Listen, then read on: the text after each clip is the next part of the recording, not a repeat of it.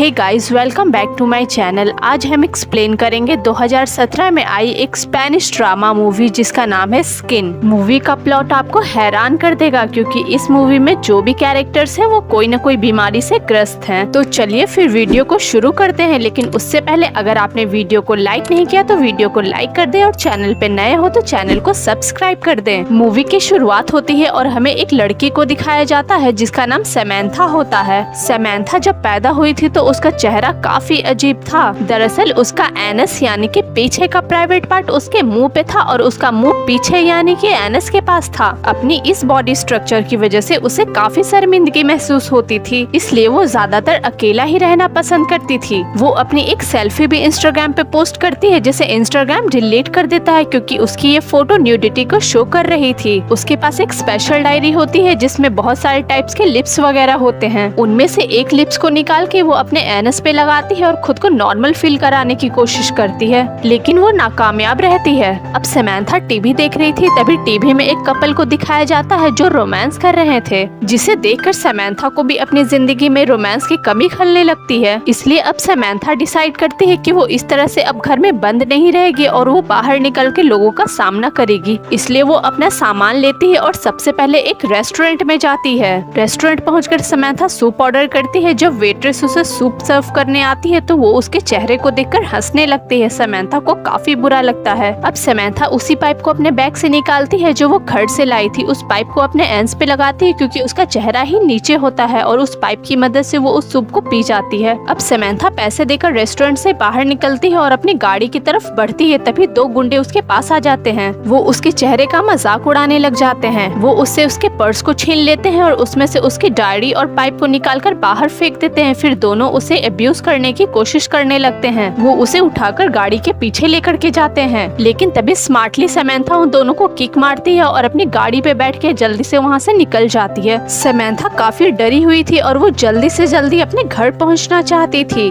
पूरे रास्ते वो बस उसी इंसिडेंट के बारे में सोच रही थी। तभी अचानक उसे और उसकी कार को एक जोरदार झटका लगता है और उसकी कार वहीं रुक जाती है। बाहर एक जोरदार दर्द भरी चीख सुनाई देती है। जब वो सिचुएशन को समझने के लिए विंडो से बाहर दिखती है तो एक्चुअली में उसे पता चलता है कि उसने कार एक इंसान के ऊपर चढ़ा दी है। लेकिन एक काफी अजीब बात ये थी कि जिस लड़के के ऊपर समैंथा ने कार चढ़ाई थी वो लड़का उसे देखकर सेटिस्फेक्शन वे में मुस्कुरा रहा था। सीन यहीं पे कट होता है और हमें एक लड़के को दिखाया जाता है जिसका नाम क्रिश्चियन होता है। क्रिश्चियन को एक काफी अजीब साइकोलॉजिकल बीमारी होती है। उसे अपने पैरों से काफी नफरत महसूस होती है और उसे लगता है कि उसके पैर उसके नहीं है, इसलिए वो अपने पैरों को काटकर फेंक देना चाहता है। वो अपने पैरों से चलना भी पसंद नहीं करता था, इस वजह से वो हमेशा व्हील चेयर पे ही रहता था। वो अपने पैरों को हर्ट करने की भी काफी कोशिशें कर चुका है।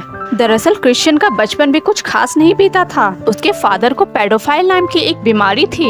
इस बीमारी की वजह से क्रिश्चियन के फादर क्रिश्चियन के पैदा होते ही उसे और उसकी माँ को छोड़कर अलग हो गए क्योंकि वो उन्हें हर्ट नहीं करना चाहते थे। क्रिश्चियन के 17 साल होने के बाद उसके फादर की डेथ हो जाती है और क्रिश्चियन के पास उसके फादर की बस एक फोटो ही रह जाती है। वो उस फोटो को हमेशा देखा करता था। उस फोटो में उसके फादर के आर्म पे एक मर्मेड का टैटू भी बना हुआ था। उस मर्मेड को देख के उसे ऐसा लगता था कि अगर वो मर्मेड बनेगा तभी वो अपने फादर से मिल पाएगा, इसलिए वो खुद को सेल्फ हार्म भी करना शुरू कर देता है। उसकी मदर को उसके लिए काफी चिंता महसूस होती है, इसलिए वो उसे साइकाइट्रिस्ट के पास लेके जाती है। लेकिन वहाँ पे उनके फादर को लेकर उन दोनों के बीच बहस शुरू हो जाती है। दोनों के बीच लड़ाई इस कदर बढ़ जाती है कि उसकी माँ गुस्से में उसे व्हील चेयर से नीचे गिरा देती है। नीचे गिरने की वजह से क्रिश्चियन के पैरों से खून निकलने लगता है क्योंकि उसने खुद अपने पैरों को काटा था। खून निकलता देख उसकी माँ डर जाती है और वो उसके ट्राउजर को उतार कर उसके पैरों को देखती है। उसके पैरों पे इतने ज्यादा कट्स थे कि ये सब देख के उसकी माँ शॉक में चली जाती है। इन सब से क्रिश्चियन को काफी शर्मिंदगी महसूस होती है और गुस्से में वो वहाँ से दौड़कर चला जाता है। रास्ते में बस वो यही सोच रहा था कि अब उसके जीने की कोई वजह नहीं है, उसे मर जाना चाहिए। इसलिए वो एक सड़क के किनारे डस्टबिन के बीच छिपकर बैठ जाता है और सड़क के दोनों किनारे को देखता रहता है कि कोई गाड़ी आ जाए। तभी वो देखता है कि सामने से एक गाड़ी आ रही है और वो वहीं पे लेट जाता है और अपने पैरों को बाहर की तरफ कर लेता है। उस गाड़ी में सैमंथा थी जो पहले से परेशान थी और उसे पता ही नहीं चल पाया कि नीचे क्रिश्चियन लेटा हुआ है। सैमंथा की गाड़ी क्रिश्चियन के पैरों के ऊपर से निकल जाती है। सैमंथा अपने विंडो से बाहर देखती है तो क्रिश्चियन उसे देखकर मुस्कुरा रहा था। इस एक्सीडेंट में क्रिश्चियन के पैर भी चले जाते हैं and also he lost his life. Samantha जो पहले से ही ट्रॉमा में थी, इस एक्सीडेंट को देख के वो और डर जाती है। उसे लगता है कि कहीं वो फंस न जाए, इसलिए वो अपनी गाड़ी को लेके वहाँ से भाग जाती है। अब सैमंथा घर आ जाती है और उसके फादर उसे बर्थडे विश करते हैं क्योंकि अनफॉर्चुनेटली आज के दिन उसका बर्थडे था। लेकिन वो कोई जवाब नहीं देती और चुपचाप अपने कमरे में जाकर लेट जाती है। उसे अभी भी बस उसी लड़के की क्रीपी स्माइल याद आ रही थी जिसका एक्सीडेंट उसने किया था। अब उसके फादर उसके पास आते हैं और उससे बार बार पूछते हैं कि क्या हुआ है, लेकिन वो कुछ भी नहीं बताती। उसके फादर को लगता है कि शायद उसके चेहरे की वजह से कोई प्रॉब्लम हुई होगी, इसलिए वो उससे बोलते हैं कि तुम्हें अपना चेहरा ढके बिना घर से बाहर नहीं निकलना चाहिए, अगली बार से केयरफुल रहना। और फिर वो उसे नीचे डिनर के लिए बुलाते हैं और सैमंथा नीचे डिनर के लिए आ जाती है। अब नीचे आने के बाद ये लोग केक कट करते हैं और सैमंथा के फादर उसे सूप सर्व करके देते हैं, लेकिन सैमंथा पीने से मना कर देती है क्योंकि उसका कुछ भी खाने पीने का बिल्कुल मन नहीं था। अब उसी समय टीवी पे न्यूज चल रही थी कि कैसे एक कार वाले ने एक लड़के के ऊपर कार चढ़ा दी जिसकी वजह से उसकी मौत हो गई और वो कार वाला वहाँ से भाग गया। न्यूज सुन के उसके फादर बोलते हैं कि पता नहीं इस दुनिया में कैसे घटिया किस्म के लोग रहते हैं जो किसी का भी एक्सीडेंट करके वहाँ से भाग जाते हैं। अपने फादर की बातें सुन के उसे बहुत ही ज्यादा बुरा लगता है क्योंकि उस लड़के की मौत उसकी वजह से हुई थी, इस वजह से वो गिल्ट में चली जाती है। अब सैमंथा के फादर उसे एक गिफ्ट देते हैं। जब वो गिफ्ट बॉक्स को ओपन करती है तो उसमें से एक यूनिकॉर्न हेड मास्क निकलता है एंड विदाउट अ वर्ड उसके फादर उस हेड मास्क को उठाते हैं और सैमंथा को पहना देते हैं और वो इस तरह से उसकी कुछ पिक्चर्स भी क्लिक करते हैं। सैमंथा को ये सब काफी बुरा लगता है क्योंकि उसके फादर भी उसके इस अजीब चेहरे को नापसंद करते थे और वो नहीं चाहते थे कि उनकी बेटी अपना ये चेहरा किसी को भी दिखाए और इस तरह से वो बाहर निकले। अब इन सब की वजह से सैमंथा रोने लगती है और वो घर छोड़ के चली जाती है। बाहर निकलने के बाद उसे फिर से वही दो गुंडे वापस मिल जाते हैं जो पहले उसे परेशान कर चुके थे और इस बार वो फिर से उसे अकेला पाकर मोलेस्ट करना चाहते थे।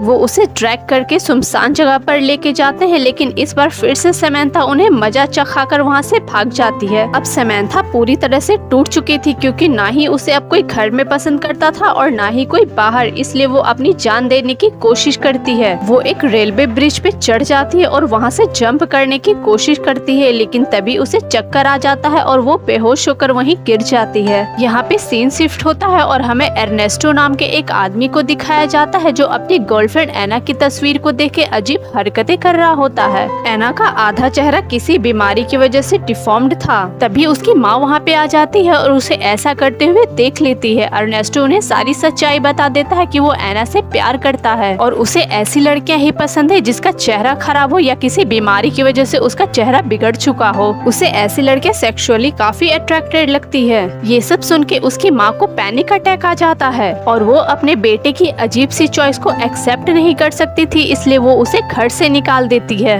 घर से निकलने के बाद वो अपनी गर्लफ्रेंड एना को फोन करता है क्योंकि उसके पास रहने के लिए कोई दूसरी जगह नहीं थी, लेकिन एना उसका फोन नहीं उठाती क्योंकि वो कहीं और ही बिजी होती है। दरअसल उसका अफेयर किसी और लड़के के साथ चल रहा होता है जिसका नाम बेली होता है। वो भी काफी अजीब होता है क्योंकि उसका चेहरा किसी हादसे की वजह से पूरा जल चुका था। अब एना जब अपना फोन चेक करती है तो वो देखती है कि अर्नेस्टो का कॉल आया था, तो बेली उससे बोलता है कि तुम्हें हमारे बारे में अर्नेस्टो को सारी सच्चाई बता देनी चाहिए और तुम्हें उससे ब्रेकअप कर लेना चाहिए। एना को भी ये सब ठीक लगता है और वो डिसाइड करती है कि वो अर्नेस्टो को सारी सच्चाई बता देगी, इसलिए वो उसे कॉल करके डिनर पे बुलाती है। अब अर्नेस्टो अपना बोरिया बिस्तर लेके एना के घर जाता है और वो लोग डिनर करते हैं। वहाँ पे भी अर्नेस्टो अजीब हरकतें करने लगता है जिसके बाद एना इरिटेट हो जाती है। वो उसे सब कुछ बताता है कि कैसे वो घर में अजीब हरकतें कर रहा था और उसकी माँ ने उसे घर से निकाल दिया और अब वो उसके साथ ही रहेगा।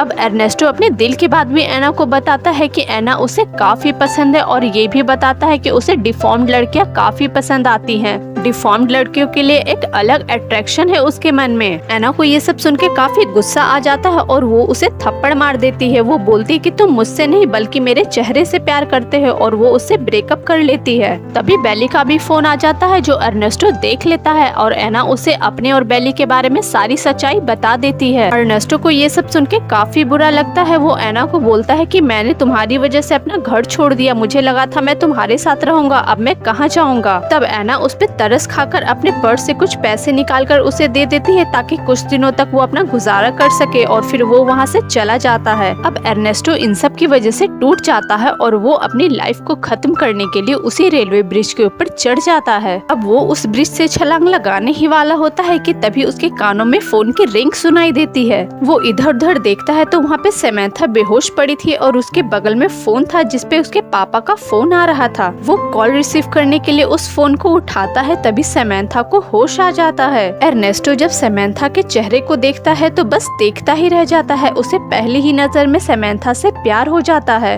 अब अर्नेस्टो सैमंथा को उठाकर उसके घर लेके जाता है जहाँ सैमंथा के फादर उसे सेफली घर पहुँचाने के लिए अर्नेस्टो का धन्यवाद करते हैं। तभी टीवी पर उसी एक्सीडेंट वाले लड़के की फिर से न्यूज आने लगती है जिसे देखने के लिए सैमंथा उठकर बैठ जाती है। उस न्यूज में बताया जाता है कि पुलिस ने कंफर्म किया है कि उस लड़के को साइकोलॉजिकल डिसऑर्डर थी जिसकी वजह से वो पहले भी कई बार सुसाइड करने की कोशिश कर चुका है और इस बार वो सक्सेसफुल रहा जिसकी वजह से उसकी जान चली गई, इसलिए उसमें उस गाड़ी वाले की कोई भी गलती नहीं है। ये न्यूज सुन के सैमंथा को काफी रिलीफ महसूस होता है जैसे कि उसके दिल से बहुत बड़ा बोझ उतर गया हो। तभी हम देखते हैं कि अर्नेस्टो सैमंथा को देख के एक प्यार भरी स्माइल देखता है जिसके रिप्लाई में सैमंथा भी उसे स्माइल देती है क्योंकि पहली बार उसे किसी ने ऐसे देखा था। मूवी के आखिरी सीन में हम देखते हैं कि अर्नेस्टो और सैमंथा शहर से काफी दूर एक वुडन हाउस में रह रहे हैं जहाँ पे दोनों को एक दूसरे से अब प्यार हो चुका है और दोनों एक दूसरे के साथ काफी खुश हैं। आगे हम क्रिश्चियन को भी देखते हैं जो मर चुका है और मरने के बाद वो फाइनली मरमेड बन चुका है जो वो हमेशा से चाहता था। उसे अपने पैरों से अब छुटकारा मिल चुका है, वो भी अब मरने के बाद काफी खुश है। और यहीं पे मूवी का दी एंड हो जाता है। गाइस, आपको ये अजीब सी मूवी कैसी लगी कमेंट में जरूर बताइएगा और वीडियो को लाइक करके चैनल को सब्सक्राइब भी कर दें and also turn on notification bell.